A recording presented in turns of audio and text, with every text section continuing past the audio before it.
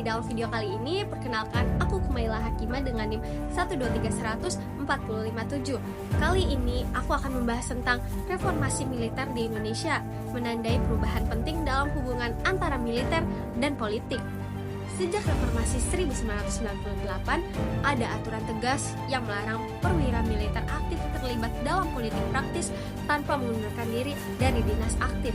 Namun, dalam beberapa tahun terakhir, fenomena perwira aktif yang menduduki jabatan sipil kembali muncul, yang menimbulkan perdebatan tentang komitmen reformasi militer sejati. Dalam video ini, kita akan mengupas alasan dibalik aturan tersebut, implikasi keterlibatan militer aktif dalam politik, serta studi kasus terkini yang mencerminkan dinamika politik di Indonesia. Militer Indonesia telah lama menjadi aktor politik utama, terutama sejak masa Orde Baru ketika doktrin difungsi ABRI, Angkatan Bersenjata Republik Indonesia, yang memberikan militer peran ganda, yaitu menjaga pertahanan sekaligus terlibat aktif dalam pemerintahan dan politik nasional. Reformasi 1998 menuntut reposisi militer, membatasi peran mereka hanya pada pertahanan negara dan memisahkan TNI dari Polri, yang dituangkan dalam Undang-Undang TNI Nomor 34 Tahun 2004. Tujuannya adalah memastikan supremasi sipil atas militer dan mencegah intervensi militer dalam urusan politik serta pemerintahan sipil. Namun, 2 dekade setelah reformasi terjadi stagnansi dan bahkan kemunduran dalam upaya depolitisasi militer. Revisi Undang-Undang TNI pada tahun 2025 misalnya, kembali membuka peluang bagi perwira aktif untuk menduduki jabatan sipil tanpa harus pensiun, memperluas ranah militer ke sektor-sektor strategis non-pertahanan, dan membangkitkan kekhawatiran akan kembalinya militerisme dalam kehidupan sipil.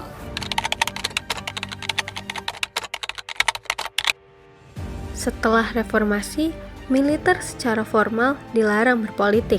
Namun, diaspora purnawirawan ke partai politik dan jabatan publik tetap menjadi saluran utama keterlibatan militer dalam politik nasional. Mereka berperan sebagai jembatan komunikasi antara elit militer dan sipil, sekaligus menjadi peredam konflik sipil-militer. Purnawirawan TNI tidak selalu membawa agenda institusional militer, namun kehadiran mereka tetap memberi warna dan pengaruh dalam proses politik, baik di parlemen, kabinet, maupun lembaga negara lainnya. Banyak politisi sipil yang secara strategis mengundang purnawirawan atau bahkan perwira aktif untuk memperkuat posisi politik mereka. Partai politik seringkali menjadi pintu terbuka bagi militer untuk kembali ke arena politik, menciptakan ketergantungan dan simbiosis mutualisme antara kedua entitas ini. Akibatnya, meski secara formal militer telah mundur dari politik, secara substansial pengaruh mereka tetap kuat dalam pengambilan keputusan dan kebijakan strategis nasional. Keterlibatan militer yang besar dalam pemerintahan dan politik menimbulkan kekhawatiran akan tergerusnya prinsip-prinsip demokrasi dan supremasi sipil, serta potensi kembalinya praktik-praktik otoritarianisme seperti pada masa Orde Baru.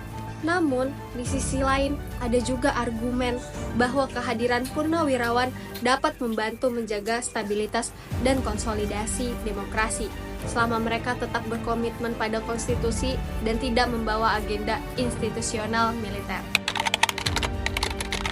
Pada awal tahun 2025, terjadi kasus penembakan yang menghebohkan publik di rest area kilometer 45 Tol Jakarta Merak, Banten. Korban bernama Ilyas Abdurrahman berumur 49 tahun, seorang pengusaha rental mobil, tewas ditembak pada hari Kamis 2 Januari 2025. Kasus ini melibatkan 3 oknum anggota TNI Angkatan Laut yang kemudian ditetapkan sebagai tersangka oleh pihak yang berwenang. Penembakan terjadi di area publik dan menimbulkan keresahan masyarakat karena pelaku adalah aparat negara yang seharusnya menjaga keamanan. Ketiga oknum TNI Angkatan Laut tersebut langsung diamankan dan diproses hukum oleh institusi militer. Kasus ini menjadi perhatian karena memperlihatkan bahwa pelanggaran hukum oleh anggota militer masih terjadi di ruang publik terhadap warga sipil. proses hukum dilakukan melalui peradilan militer yang seringkali menuai kritik terkait transparansi dan akuntabilitasnya di mata publik sipil. Kasus ini memperkuat argumen perlunya pengawasan sipil yang lebih kuat terhadap militer serta penegakan hukum yang setara bagi semua warga negara, tanpa pengecualian bagi anggota TNI tersebut. Selanjutnya, penembakan itu juga memperlihatkan resiko penyalahgunaan kewenangan dan senjata oleh oknum militer di luar tugas resmi, serta pentingnya pembinaan dan pengawasan internal di tubuh anggota TNI itu sendiri. Nah, isu ini menambah daftar kasus pidana yang melibatkan oknum TNI di awal tahun 2025 yang menunjukkan tantangan besar dalam upaya profesionalisasi dan reformasi militer di Indonesia. Secara keseluruhan saya bisa menarik beberapa kesimpulan. Di antaranya yang pertama yaitu kasus penembakan bos rental oleh oknum TNI Angkatan Laut dapat digunakan sebagai contoh nyata dalam diskusi tentang relasi sipil militer, pentingnya supremasi hukum, serta urgensi reformasi dan pengawasan institusi militer di Indonesia. Reformasi telah membawa perubahan signifikan dalam membatasi peran politik militer, namun stagnansi dan kemunduran masih terjadi, terutama dengan revisi regulasi yang memperluas kembali ranah militer di sektor sipil. Dan yang terakhir yaitu diaspora purnawirawan dan keterlibatan militer dalam politik praktis tetap menjadi ciri khas relasi sipil militer di Indonesia. Pasca reformasi, masa depan demokrasi Indonesia sangat bergantung pada konsistensi implementasi prinsip-prinsip reformasi, khususnya dalam menjaga keseimbangan relasi sipil militer dan mencegah kembalinya militerisme dalam kehidupan politik nasional. Dari penjelasan tadi, kita bisa melihat bahwa militer di Indonesia memang telah mengalami perubahan besar sejak era reformasi. Namun, tantangan untuk menjaga profesionalisme dan akuntabilitas militer masih terus menghadang. Kasus-kasus pelanggaran hukum oleh oknum militer seperti yang terjadi di Tol Jakarta Merak mengingatkan kita semua bahwa supremasi sipil, transparansi, dan penegakan hukum yang adil adalah kunci utama dalam menjaga keutuhan demokrasi kita. Harapan ke depan, militer tetap menjadi garda depan pertahanan negara, namun tetap berada di bawah kendali sipil dan tunduk pada hukum yang berlaku. Semoga melalui pengawasan yang ketat, pembinaan karakter, serta komitmen bersama, militer Indonesia bisa semakin profesional dan siap menjawab tantangan zaman tanpa melupakan prinsip-prinsip penting demokrasi.